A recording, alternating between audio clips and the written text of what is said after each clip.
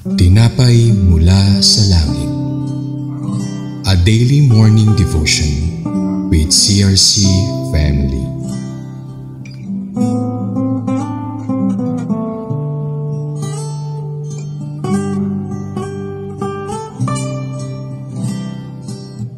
Magandang umaga po sa bawat isa. Ako po si Sister Connie Katapang ng Charismatic Restoration Church, Makati. Samahan niyo po kami sa programang Tinapay Mula sa Langit, ang pang-araw-araw nating debosyon sa salita ng Diyos. Ngayong umaga ay matutunghayan natin ang Numbers chapter 29 verse 7 to 11 na pinamagatang Offering of the Day of Atonement. Ngunit bago po tayo magpatuloy, tayo ay dumako sa ating maikling panalangin. Panginoong Hesus, salamat po sa umagang ito. Samahan niyo po kami sa pagbulay-bulayan ang iyong salita. Buksan niyo po ang aming puso't isipan at patawarin ang aming kasalanan, pagkukulang at pagkakamali. Pakalinisin niyo po ang aming puso at nang kami ay karapat-dapat sa iyo. Give us wisdom, knowledge, and understanding at nang lubusan po namin maipamuhay ito ayon sa iyong kalooban.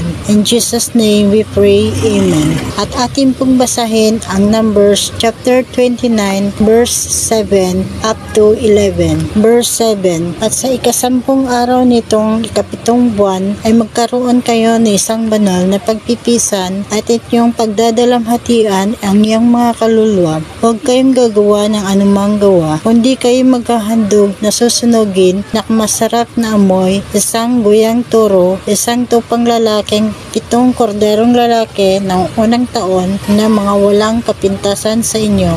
Verse 9. At ang handog ng harina ng mga yaon na mainam na harina ay hinaluan ng langis at 3/10 bahagi ng toro, 2/10 bahagi ng isang tupang lalaki. Verse 10. 1/10 bahagi ng 7 kordero. Verse 11. Isang kambing na lalaki na pinakahandog dahil sa kasalanan na pagtubos at sa palaging handog ng susunugin at sa handog na harina at sa mga inuming handog ng mga yon.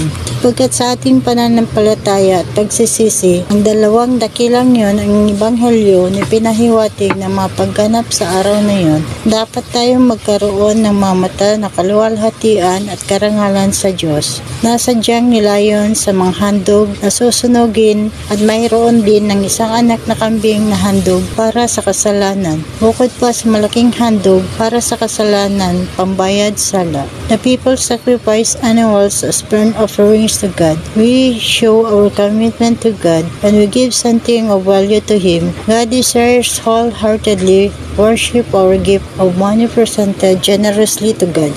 Also demonstrate our thanks to Him. The best gift of course is ourselves. Ang lahat ng alay sa lumang tipan ay makatuon sa ating Panginoong Jesus. Siya ang handog para sa ating mga kasalanan sa krus ng Kalbaryo sa ating kasalukuyan mga pagtitipon. Hindi na natin binibigyan tuon ang mga handog tulad ng tupa, toro para sa ipakakatawad ng ating kasalanan, gaya ng ginawa sa lumang tipan dahil si Jesus ay sinugo ng Ama para sa atin.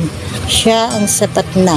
Sa John 3:16. Panginoong Jesus, salamat po sa mga salita mo na siyang gabay namin na manahan sa aming puso. Salamat po sa mga blessings mo sa buhay at kalakasan, pag-asa at kapayapaan ay nasa iyo. Thank you Jesus for your love and grace. In Jesus' name we pray. Amen.